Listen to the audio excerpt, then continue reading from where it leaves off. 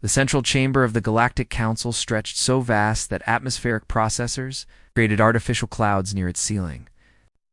Marcus Webb stood alone on the judgment platform, circular disk of polished metal that hovered above a pit of swirling purple energy. Around him, rising in concentric circles like an ancient amphitheater, sat representatives from over 300 species. Some breathed methane through tubes. Others existed as pure energy contained in crystalline bodies. A few defied understanding entirely, their forms shifting between states of matter. Marcus wore a simple black suit. No weapons, no armor. Just a human standing before the most powerful governing body in the known galaxy. High Chancellor Vorn rose from his throne, his reptilian body covered in scales that shimmered like oil on water. When he spoke, translation devices converted his hissing voice into something every species could understand.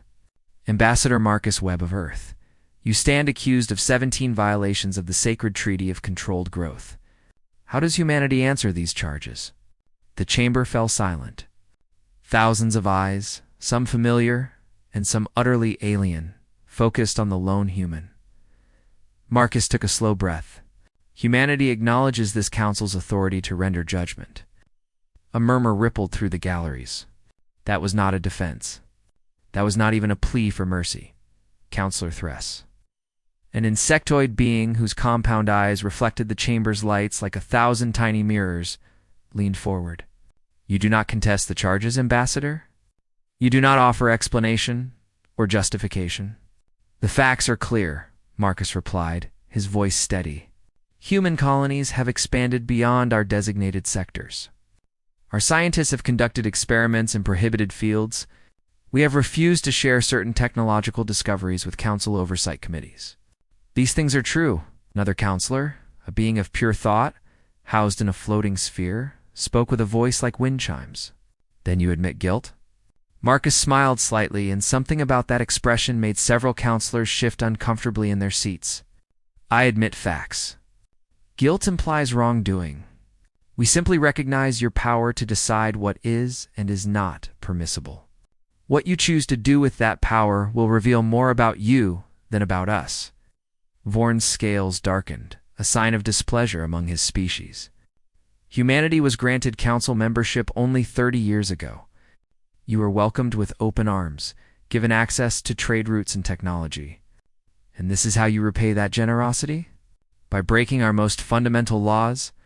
We broke rules, Marcus corrected gently. Whether they are laws or simply restrictions designed to maintain the current power structure is a matter of perspective. Gasps echoed through the chamber. No one spoke to the council this way. Not if they valued their species' future. A counselor from the Peleron delegation, her feathered crest flaring with agitation, stood abruptly. The human arrogance is astounding. You are newcomers to galactic civilization. Children playing with technologies you barely understand. The restrictions exist to protect you and everyone else. Marcus turned to face her directly. Counselor, when we first petitioned for council membership, we were rejected. 7 times, in fact. Each time we were told humanity was too aggressive, too unpredictable, too curious. When you finally accepted us, it was with more restrictions than any other member species has ever endured. Limited expansion rights, mandatory technology sharing, constant surveillance. We followed your rules for 3 decades. We shared our discoveries. We stayed within our borders. And still, you found us threatening, because you are. Another counselor shouted, your species reproduces too quickly. Your technology advances too rapidly. Your very nature is destabilizing. Then perhaps, Marcus said quietly, this council should ask itself why stability is valued more than progress. Why control is prized above innovation. Why the galaxy has remained essentially unchanged for the past 1,000 years. Vorn's clawed hand struck his throne's armrest with a sound like thunder. Enough. The council will now vote on the sentence. All in favor of exile? The voting crystals around the chamber began to glow. One by one, they lit up in sequence. Red for exile. Blue for alternative punishment. Green for acquittal, Marcus watched the lights turn red. 307 votes. The decision was unanimous. The sentence is rendered, Vorn announced. Humanity is hereby exiled from Council space. You have 30 standard galactic cycles to withdraw all human presence from recognized territories. All colonies, stations, ships, and citizens must retreat beyond the frontier veil. Any human presence detected in Council space after the deadline will be considered an act of war. The frontier veil, a region of space so dangerous that no Council species had ever successfully colonized it. Dark matter storms, gravitational anomalies, navigational hazards that swallowed ships without a trace. It was a death sentence, disguised as mercy. Marcus straightened his tie. 30 cycles. We will only need 20. That statement hung in the air like smoke. Several counselors exchanged confused glances. You seem remarkably calm for someone whose species has just been exiled, Thress observed, his mandibles clicking thoughtfully. Should I be upset? Marcus asked. You have made your decision. We will respect it. After all, we are law-abiding people. He paused, letting the irony settle. We came to you seeking partnership. You offered us chains. We tried to contribute to galactic society. You demanded we stay small and quiet. And now you are sending us away because we refuse to stop growing, stop learning, stop being human. Where will you go? Asked a counselor from the aquatic drift species, her concerns seeming genuine. The veil is uncharted. Deadly. Marcus looked directly at her, and his smile returned. Every prison becomes a home if you know how to build. Every wilderness becomes a garden if you know how to cultivate. You are sending us to a place where council rules do not apply, where your restrictions have no power, where humanity can finally be what it was meant to be. And what is that? Vorn demanded. Free, the word echoed through the chamber like a bell. This council is adjourned, Vorn declared. Humanity has 20 cycles to depart. May whatever gods you believe in have mercy on your species. As Marcus was escorted from the platform, he passed close to Counselor Thress. The insectoid being leaned in, his voice barely a whisper. What have we done? Marcus met his eyes. You have given us exactly what we needed. You just do not realize it yet. The broadcast of the trial reached Earth within hours. Across the homeworld in every human colony, people watched their ambassadors stand alone before an alien power structure and refuse to beg. Some wept, some raged, but most began to pack in orbit above Earth. Military command centers activated protocols that had been prepared but never discussed publicly. Fleet Admiral Helena Cross stood on the bridge of her flagship watching the newsfeed. When Marcus appeared on screen, delivering his final statement to the council, she nodded slowly. Well, she said to her tactical officer, I guess it is time. Time for what, Admiral? To show them what humanity built while they were not watching. She pulled up a star chart that showed not the Council's mapped territories, but something else. Something beyond the frontier veil. Coordinates that only a handful of humans knew existed. Her tactical officer stared at the display. How long have we known about these locations? Long enough, Helena replied. The Council thought they were punishing us. They have no idea, they just set us free. Cross human space, the withdrawal began. Ships departed. Stations powered down. Embassies closed. To outside observers, humanity appeared to be scrambling, panicking, desperately fleeing before the deadline. But inside the encrypted channels, inside the classified briefings, a different story unfolded. This was not retreat. This was coordination. This was a plan that had been waiting for exactly this moment. Marcus Webb returned to Earth, Oevea, and stood before the unified human government. They took the bait, he announced. We are officially exiled. The chamber erupted, not in despair, but in grim satisfaction. Wow. Then we proceed to Phase 2, the Secretary General declared. Send the signal. Deep in space, beyond even the frontier veil, a massive structure received the transmission. Lights began to activate across its surface. A structure that had been waiting. a structure that had been built in secret over decades. Humanity was going home. To a home the Council never knew existed. And in 30 years, the galaxy would finally understand what it had created. 50 years passed, like a whisper in the galactic memory. An entire generation grew up never having met a human. In the academies of 1,000 worlds, teachers mentioned Earth only as a cautionary tale. The aggressive species that overreached, the primitives who thought themselves equal to civilizations millions of years old, the exiles who surely perished in the frontier veil. Kiva fluttered her wings in frustration. As she descended into the sublevels of the Council archives, as a Peleron, her bird-like features and lightweight frame made her ideal for navigating the cramped spaces where old records were stored. As a junior diplomatic intern, her assignments rarely involved anything more exciting than cataloging historical data.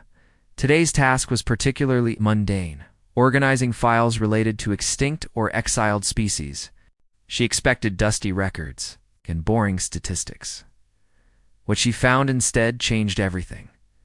The human files were marked with classification seals FA, are beyond her security clearance. Not unusual for sensitive material, but strange for a species that supposedly died out 50 years ago. Why classify records about the dead? Curiosity overrode caution. Kiva used her limited access to piece together fragments from different databases. What emerged was a picture that contradicted everything she had learned in school. Humans had petitioned for council membership 7 times before being accepted. Each rejection cited concerns about their expansion rate and technological development. When finally admitted, they faced restrictions no other species endured. Mandatory population controls, technology sharing requirements, expansion limits that essentially trapped them in a handful of systems. But more interesting were the gaps. Entire sections of human history simply missing from the official records. References to pre-contact settlements that were never explained. Mentions of human ships detected in regions where they supposedly had no presence. Most disturbing. 3 separate reports from Council intelligence about unexplained energy signatures detected deep in the frontier veil, all from within the last decade. All classified immediately. All attributed to natural phenomena. Kiva copied what she could to a secure drive and took her findings to her mentor, Senior Counselor Draven. He listened patiently, his crystalline form pulsing with different colors as he processed the information.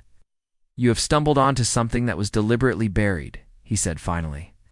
"The question is whether you are prepared for the consequences of digging deeper. Are you saying the official story is false? I am saying that history is written by those who survive to tell it. And sometimes the survivors have reasons to reshape the truth." Before Kiva could respond, her communicator chimed. An urgent message from the Council's military division, broadcast to all diplomatic staff. Commander Routh of the Kryn Defense Fleet had departed on an unauthorized reconnaissance mission into the Frontier Veil and had not reported back in 3 days. Commander Routh had always followed orders to the letter. His species, the Kryn, were warriors who valued discipline above all else. For him to go rogue meant something was terribly wrong. Kiva accessed the military logs and found Routh's last official report. He had detected unusual readings near the Veil's edge, structured energy patterns, artificial constructs, and against direct orders, he had taken his squadron to investigate. The readings matched the signatures in the classified reports, the ones attributed to natural phenomena. "They are out there," Kiva whispered. "The humans. They are still alive." Draven's form flickered red, the color of concern among his people. If that is true, then the Council has been lying for 50 years. And if the Council lied about humanity's fate, what else have they hidden? In the depths of the Frontier Veil, Commander Routh's flagship limped through space with half its systems offline. The encounter had lasted less than 10 minutes, but it had shattered everything he thought he knew about warfare, technology, and humanity's place in the galaxy. The human ships had appeared without warning. His sensors never detected them until they were already in formation around his fleet. Sleek vessels that seemed to bend light around their hulls. Weapons platforms that made his flagship's armaments look like toys from a primitive age. And the voice. Calm, professional, but carrying an undertone of absolute confidence.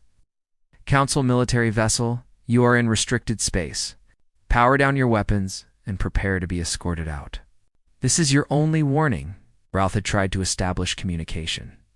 Tried to explain his authority under council law. The response had been polite, but firm.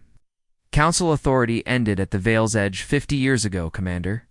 Out here, there is only one authority, and you are trespassing. When he refused to comply, the human ships demonstrated their capabilities. They disabled his weapons without destroying them, shut down his engines without damaging them, took control of his navigation systems as easily as a child, taking candy from another child. Then they escorted him deeper into the Veil. What Ralph saw during those 3 days would haunt him forever. Stations the size of moons. Shipyards constructing vessels at a pace that should have been impossible. Defensive grids that monitored every cubic meter of space across hundreds of light years. And everywhere, humans. Millions of them. Billions, perhaps. They were not refugees. They were not struggling survivors. They were thriving.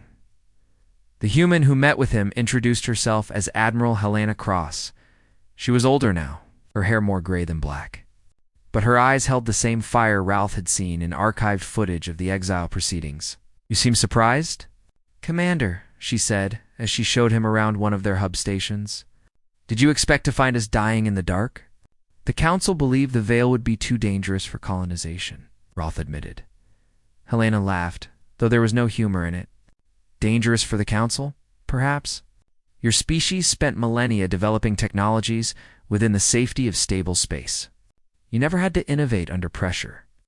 We spent 50 years learning to thrive where everything wants to kill you. Radiation storms? We built shields that turn them into power sources. Gravitational anomalies? We use them for faster-than-light travel. Dark matter? We mine it for fuel.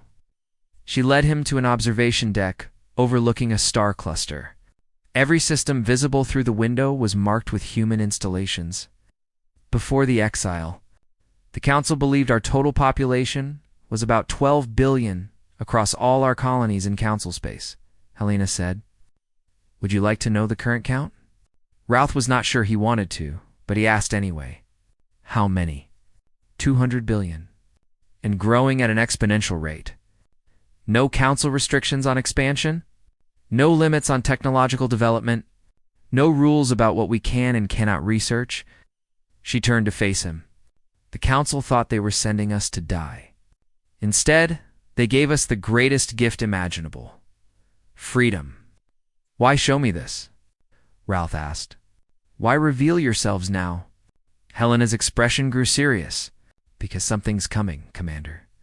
Something we detected 3 years ago, approaching from deep space, beyond even our expanded territories. Our best projections say it will reach the edge of Council space in approximately 8 years. And when it does, the Council's going to need help. She handed him a data core. This contains everything we know about the threat.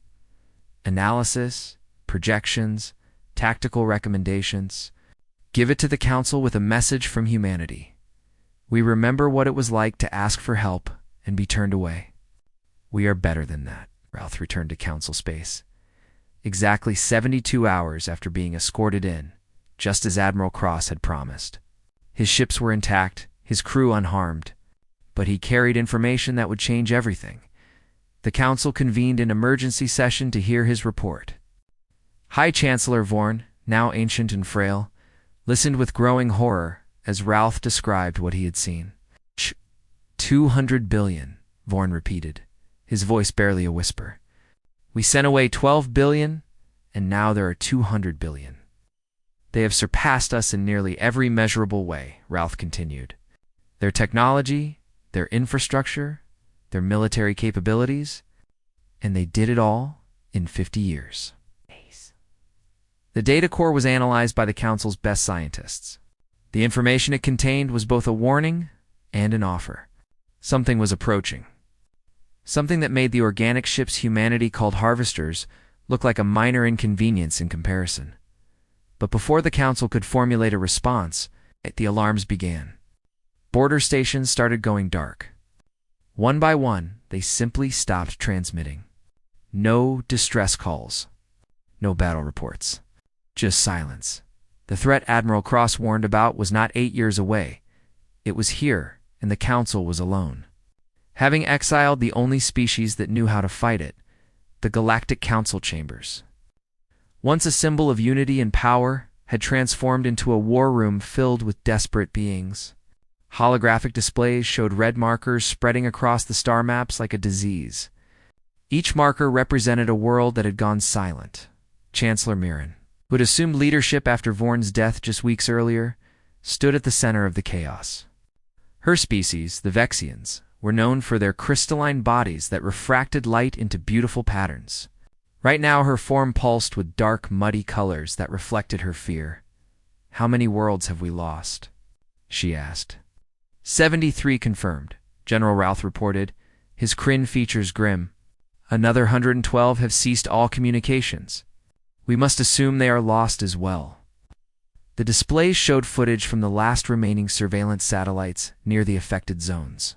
The Harvester ships were unlike anything in Council databases. Organic in appearance, they seemed to grow rather than be built. They did not fire weapons in any traditional sense. Instead, they released clouds of something that broke down matter at a molecular level, converting entire cities into raw material that the ships absorbed. Council fleets engaged them and were destroyed. Weapons that should have worked simply did not. Energy shields that had protected worlds for millennia failed within minutes. Tactics refined over centuries of peacekeeping proved useless against an enemy that adapted in real time. "We need help," Counselor Thress said, his elderly voice carrying the weight of history. He had been there 50 years ago, when humanity was exiled. He had voted for it. Now, he advocated for the unthinkable. "We need the humans." The chamber erupted in arguments. Some counselors insisted that humanity would demand too high a price. Others claimed it was too dangerous to invite them back. A few argued that the humans might join the Harvesters instead of fighting them. "Enough." Myron's voice cut through the noise. "General Routh, you met with them. You saw their capabilities? Will they help us?" Routh remembered Admiral Cross's words. "They offered help before we even asked. But they also made it clear that if we want their assistance, the galaxy that emerges after this war will not be the same as the one that existed before. What choice do we have?" Kiva spoke up from her junior counselor seat. In the 50 years since the exile, she had risen through the ranks by being one of the few willing to question official narratives. "We are losing this war. Our fleets are being destroyed. Our worlds are being harvested. Pride is a luxury we can no longer afford." Well, the vote was called. The motion to send a diplomatic delegation to humanity passed by a narrow margin. 3 days later, a council ship approached the frontier Vale. Leading the delegation was Ambassador Thorn, a Vexian like the Chancellor but younger and known for his political cunning. Beside him stood General Ralph, Counselor Kiva, and representatives from each of the 12 founding council species. What they found at the Vale's edge shocked them all. A massive gateway structure, clearly built recently, marked the boundary between council space and human territory. Automated defenses tracked their approach with weapons that could have vaporized their ship instantly. A human voice, young and almost cheerful, came through their communications. "Council delegation, welcome to Gateway Station Alpha. Please proceed through the marked corridor. Deviations will result in your immediate destruction. Have a nice day." The casual tone paired with the threat of annihilation was very human, Kiva thought, as they passed through the gateway. The delegation saw the full scope of what humanity had built. The scattered refugees the council exiled had constructed an empire that rivaled their own.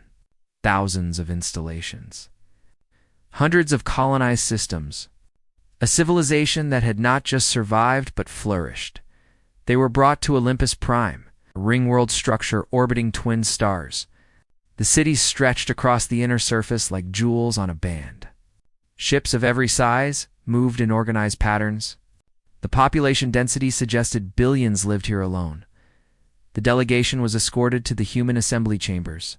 The room was designed for human proportions, which meant the alien delegates had to adjust to furniture in spaces that felt slightly wrong.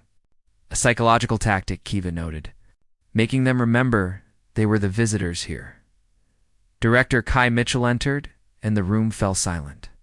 He was younger than Ralph expected, perhaps 40 standard years, with dark skin and eyes that calculated constantly. He took his seat at the center of a curved table, flanked by Admiral Cross, whom Ralph recognized, and two others, Dr. Rebecca Stone, head of the Science Division, and Marcus Webb. The same ambassador who had stood before the council 50 years ago. Webb was old now, his hair white and face-lined, but his eyes held the same sharp intelligence. Ambassador Thorne began with the prepared speech. The galaxy faced extinction. Past conflicts should be set aside. Humanity's help was desperately needed. The council was prepared to offer compensation, trade agreements, even limited membership restoration. When he finished, Director Mitchell let the silence stretch. Then he said a single word. No. The delegation exchanged shocked glances. No. Thorne repeated. You exiled us for being too successful, Mitchell said, his voice calm but cold. You stripped us of our rights and forced us into the most dangerous region of space because you feared what we might become. You expected us to die. We thrived instead.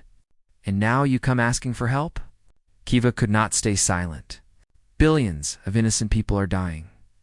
Children, families, people who had nothing to do with the decision to exile you. Mitchell's gaze softened slightly when he looked at her. Counselor Kiva, we know who you are. We have monitored council space since the day we left. We know about your research, your attempts to uncover the truth about the exile. You are one of maybe 1,000 individuals who questioned the official story. But 1,000 voices among trillions is not enough to absolve the galaxy of its choice. Marcus Webb raised a weathered hand. However, we are not the council. We do not make decisions based on pride or spite. He looked at Mitchell. Director, may I? Mitchell nodded. Webb addressed the delegation. Humanity will help. Not because you ask, and not because you offer payment. We will help because we have faced these things before. Dr. Stone activated a holographic display. The images showed human fleets engaging harvester ships with weapons that actually damaged them. Tactics that worked. Battles that humanity won. You have fought them? Ralph leaned forward. For 15 years, Admiral Cross confirmed. They reached our frontier long before they reached yours. We have been fighting, learning, adapting. We know their patterns. We understand their weaknesses. We have developed countermeasures. Why did you not warn us? Thorne demanded. Cross's laugh was bitter. We sent 3 separate messages to Council Space with complete tactical data and defensive recommendations. Your security systems flagged them as propaganda and rejected them automatically. We tried to help. You refused to listen because you could not imagine that exiled humanity might have something valuable to offer. Mitchell stood. Here is what will happen. We will deploy our fleets to defend Council worlds. We will share our weapons, technology, and tactical knowledge. We will fight alongside you, and we will win. Relief washed over the delegation. But, Mitchell continued, and that single word made the relief evaporate. When this war ends, the galaxy changes. No more Council monopolies on expansion. No more restricted technologies. No more species-based hierarchies. The old galaxy dies with this war. A new one begins. Those are our terms. Before the delegates could respond, alarms blared throughout Olympus Prime. A massive harvester fleet had appeared, not at the council border, but here, at humanity's doorstep. Hundreds of organic ships materialized from nowhere. It's far more than the council had ever faced at once. Mitchell's expression did not change. Admiral, deploy the home fleet. Show our guests what 50 years of preparation looks like. Through the observation windows, the delegates watched human vessels pour out from Olympus Prime like a swarm. These were not the ships Ralph had seen before. These were the true warships, the designs humanity kept hidden. The battle began, and the council delegation witnessed something they thought impossible. Humanity was winning. The space around Olympus Prime turned into a light show of destruction.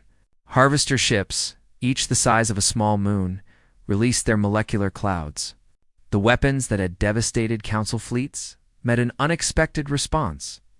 Human ships phased through the clouds, their hulls flickering in and out of normal space. Quantum displacement technology, Dr. Stone explained to the stunned delegates.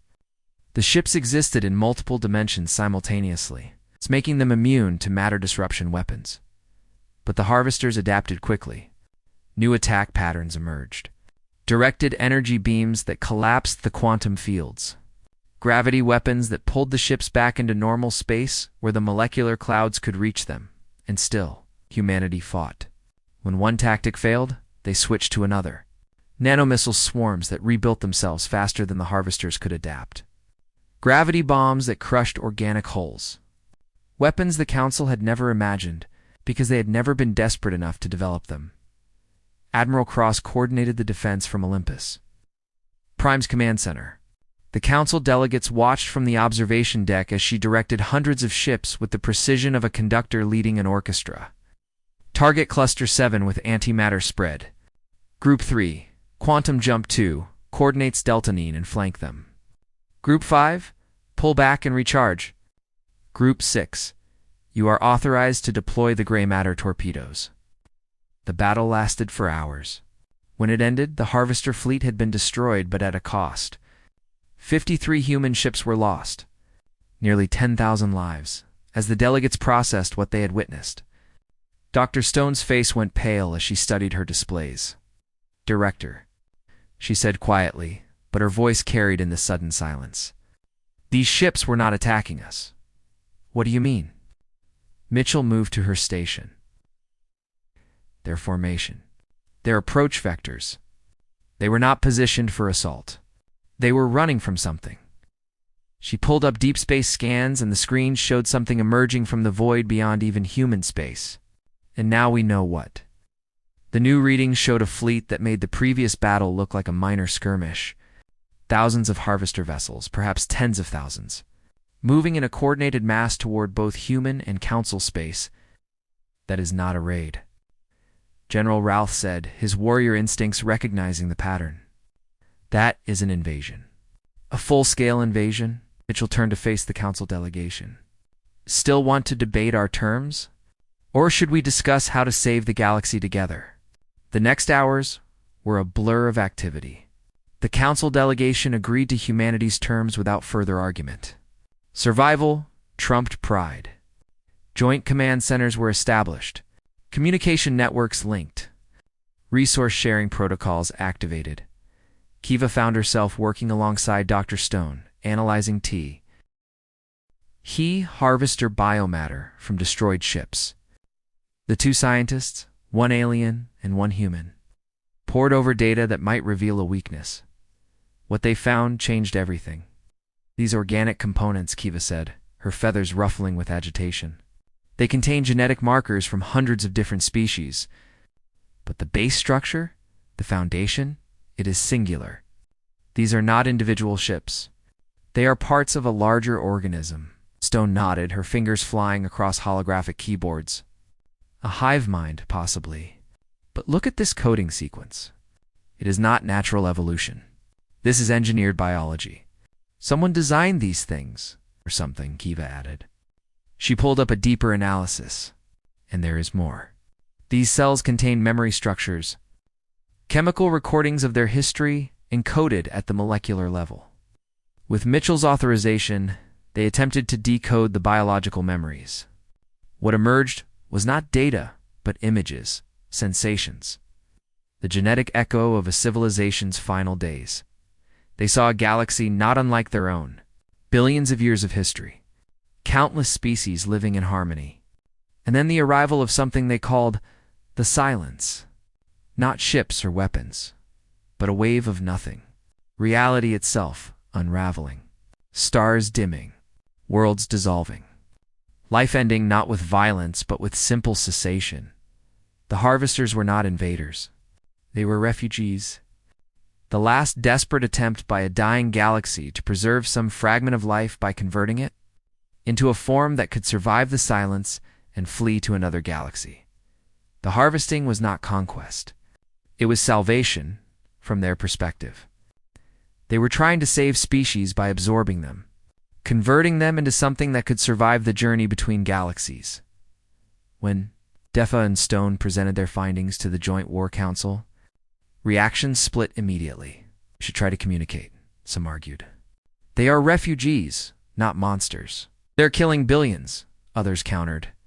Their intentions do not matter when the result is extinction. Marcus Webb, old and tired but still sharp, raised his hand for silence. I will go. I will attempt first contact. You're too valuable, Mitchell protested. I am too old to be valuable, Webb corrected. But I am the right person for this. I stood before the council 50 years ago, representing humanity when we were judged. Now I will stand before these beings representing the galaxy. Perhaps they will understand symmetry. Captured harvester ship, damaged but intact, provided the opportunity. Webb was fitted with a neural interface developed by Dr. Stone, allowing him to potentially connect with the organic consciousness within. The council delegates watched from the safe distance as Webb entered the harvester vessel. The interface activated, and for 37 minutes, there was only silence. When Webb emerged, he had aged a decade in less than an hour. His hands trembled. His eyes held an expression of profound sadness. They were beautiful once, he said quietly. 1 billion years of civilization. Art, philosophy, science, beyond our comprehension. And then the silence came and consumed everything. They tried to fight. They tried to flee. In the end, they chose transformation. They converted themselves into these ships, these living vessels that could survive between galaxies. What is the silence? Mirren asked. Webb's voice was hollow. They do not know. Something that consumes reality itself. A force, an entity, perhaps something beyond categories we understand. And it is still coming. It followed them across the intergalactic void. It is approximately 6 months behind their main fleet. The War Council chamber fell into stunned silence. We are not fighting the invasion, Webb continued. We are fighting the refugees fleeing ahead of it. And the true threat has not arrived yet. Ow. Mitchell stood. Then we have 6 months to prepare. And we will need everyone, including the harvesters, if we are going to survive what comes next. The delegation looked at him as if he had lost his mind. Work with them? They are destroying our worlds. They are dying and desperate, Kiva said, supporting Mitchell. But they are also advanced beyond anything we have encountered. If we can communicate, if we can find common ground, we might convince them to fight alongside us, instead of running through us. Dr. Stone pulled up her research. There may be another option. Using combined technologies, we might be able to create a barrier. A stable wormhole network that redirects the silence into a pocket dimension. A trap. That is theoretical, a council scientist objected. Everything is theoretical until someone builds it, Stone countered. Mitchell made the decision. We try communication first. If that fails, we fight. But either way, we prepare the barrier. We have 6 months to save the galaxy. Let us not waste time arguing about whether it is possible. The galaxy held its breath as humanity reached out to the harvesters. The communication attempt took place in neutral space, far from any inhabited worlds. If it went wrong, the damage would be contained. Marcus Webb, connected to the neural interface, broadcast a simple message in mathematical patterns. The universal language we understand. We know you flee from death. We offer alliance instead of conflict. For 3 days, there was no response. The Harvester fleet continued its advance toward populated systems. Council and human forces prepared for battle. Then, on the 4th day, a single Harvester ship broke from the main fleet and approached the communication station. It was smaller than the others. Its organic hull pulsed with patterns that almost resembled language. The response came not in words but in shared experience. The neural link flooded Webb with sensations, emotions, desperate hope mixed with ancient grief. The harvesters understood the offer. They wanted to accept, but they were afraid. Afraid that if they stopped running, the silence would catch them. Afraid that standing and fighting would mean the final death of everything they had been. Afraid that the younger civilizations of this galaxy could not possibly understand what they faced. Webb sent back his own message, drawn from humanity's own history. We were exiled to die. We chose to thrive. You were consumed by death. You chose to transform. We are all survivors. Let us survive together. The negotiations that followed were unlike any diplomatic effort in history. Council representatives, human leaders, and harvester consciousness fragments worked to find common ground. The language barriers were immense. The cultural differences were vast. But the shared need for survival bridged every gap. The harvesters would cease their harvesting operations. In exchange, the Council and humanity would provide them with resources willingly given.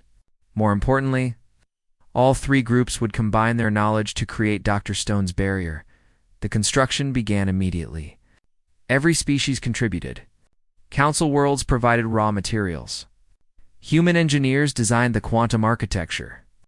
Harvester biotechnology created the organic components, needed to sustain a pocket dimension, but they were working against a deadline that grew shorter with every passing day. The silence arrived early. Deep space monitoring. Stations detected it 6 weeks ahead of schedule. A wave of nothing spreading across space like ink and water. Where it passed, stars simply ceased to exist. Planets vanished. Even the fabric of space-time itself seemed to dissolve, and it was accelerating. "We need more time," Dr. Stone said, her voice desperate. "The barrier network is only 60% complete. If we activate it now, it might not hold. If we wait, there will be nothing left to protect," Admiral Cross countered. Mitchell made the hardest decision of his life. We fight. We buy time for the barrier to be completed. Every hour we hold is another hour for the network to stabilize. It's the Unity fleet assembled. Council ships that had defended the galaxy for millennia. Human warships forged in 50 years of frontier survival. Harvester biovessels that had crossed the space between galaxies. Together, they formed the largest armada ever gathered. But they were not fighting ships or weapons. They were fighting entropy itself. General Routh commanded the Council contingent from his flagship. Beside him, his human counterpart, Captain James Park, coordinated the tactical response. The two had spent weeks learning to work together, understanding each other's strategies. "Wave does not think," Park observed. "It simply consumes. So we do not need to outthink it. We need to redirect it." "How do you redirect nothing?" Ralph asked. "By giving it something so massive it cannot ignore." The strategy was insane. The fleet would create artificial gravity wells using every ship's drive core pushed beyond safety limits. The wells would slow the silence's advance, force it to move around obstacles rather than through them, by precious hours. Ships began to fail almost immediately. The strain was too great. Cores overloaded. Crews evacuated when they could. Many could not. Admiral Cross watched from Olympus Prime as her ships died one by one each. Sacrifice buying another hour, another few minutes. Her tactical display showed the countdown to barrier completion. 72%. A Council dreadnought exploded, its crew of 10,000 gone in an instant. 80%. 3 human destroyers burned out their cores simultaneously, Sacrifice creating a gravity well that redirected the silence for nearly an hour. 90%. A massive harvester bioship, containing the preserved consciousness of millions, positioned itself directly in the silence's path and simply held. The organic vessel was consumed, but in dying. It fed enough information about the silence's structure to the barrier network to perfect the trap. 95%. Only minutes remained. Dr. Stone and Kiva worked together on the final calculations, their different approaches to physics complementing perfectly. The barrier network would create a pocket dimension, a bubble of reality separate from normal space. The silence, attracted to any form of existence, would enter the bubble seeking to consume it. Once inside, the entrance would collapse, trapping it forever in theory. Activate the network, Mitchell ordered. Across 100 systems, the quantum nodes powered up simultaneously. Reality bent. Space-time curved. The pocket dimension opened like a wound in the universe, and the silence, drawn by the massive concentration of energy, turned toward it. The remaining fleet scattered as the wave rushed toward the barrier. Ships that could not move fast enough were consumed. The silence poured into the pocket dimension, an endless flow of nothing seeking to devour everything. The mathematics held. The barrier stabilized. The entrance began to collapse. But the silence was vast beyond measure. It was not all inside yet. If the entrance closed now, part of it would remain in normal space, free to continue its consumption. Marcus Webb, monitoring from the communication station, saw the problem. The barrier needed more mass, more energy, more reality to draw the silence in completely. He knew what had to be done. "Forgive an old man his pride," he said into the communication channel. Then he piloted the station directly into the barrier entrance. The massive structure, filled with technology and life support and human ingenuity, provided exactly the attraction the silence could not resist. The wave followed it into the pocket dimension, and the entrance collapsed. Silence fell across the galaxy. Not the consuming silence, but the quiet that comes after a storm. The wave was gone. Trapped in a dimensional prison that might hold for centuries or might hold forever, the cost had been staggering. Thousands of ships destroyed, millions of lives lost. Entire fleets that would take decades to rebuild, but the galaxy survived. In the aftermath, Olympus Prime became the meeting place for a new galactic government. Not a council of the powerful, but an assembly of equals. Every species, from the oldest to the newest, had a voice. Humanity took its place alongside the others. The harvesters integrated slowly into galactic civilization. They still harvested, but now with permission. Taking only what was freely given, sharing their biological technology in return. They were building new forms, new vessels that were less weapon and more art. Kiva, at 32, became the youngest High Chancellor in history. Her first act was to authorize a memorial for all who died in the war. Council, human, and harvester together. Director Mitchell stepped down, satisfied that humanity's future was secure. Captain Park, the tactical genius who had helped save Thyros and a dozen other worlds, was elected to replace him. And Admiral Helena Cross took a small, fast ship and headed for unexplored space. When asked why, her response was pure human, because it is still there. Because 50 years of exile taught us that the frontier is not where you hide. It is where you grow. The memorial was dedicated on a day chosen to mark not the beginning of the war, but its end. Representatives from every species gathered. The monument was a sphere of light containing stars, symbolizing all the worlds saved. The inscription was written in every known language. They exiled us to die. We chose to live. They faced extinction alone. We chose to stand together. This is the difference between surviving and thriving, between judgment and wisdom, between fear and hope. As the ceremony concluded, deep space sensors detected something at the edge of the galaxy, anomalous signals from unexplored regions. Something new approaching, something unknown. Kiva and Director Park shared a look across the assembly hall. Park smiled and mouthed, "Shall we?" Kiva's response carried to everyone present, "Together."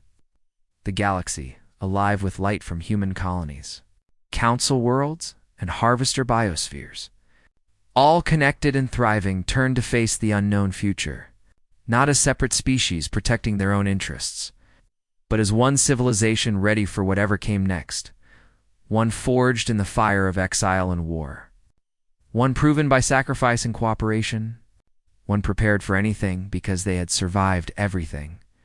The story of humanity's exile had ended. The story of the galaxy's future was just beginning, and somewhere, in the darkness between stars, Marcus Webb's final transmission played on repeat from the communication station's wreckage. Trapped forever in the pocket dimension with the silence, this is Ambassador Marcus Webb of Earth, representing the Galactic Assembly. If anyone ever finds this message, Know that we stood together, we fought together, and we won together. That is the legacy worth preserving. That is the future worth fighting for. The transmission ended, but its message would echo through history. The galaxy had been judged and found wanting. Humanity had been exiled and found strength. Together, they had faced oblivion and chosen hope. And in choosing hope, they had saved everything. Retry Claude can make mistakes. Please double-check responses. Sonnet 4.5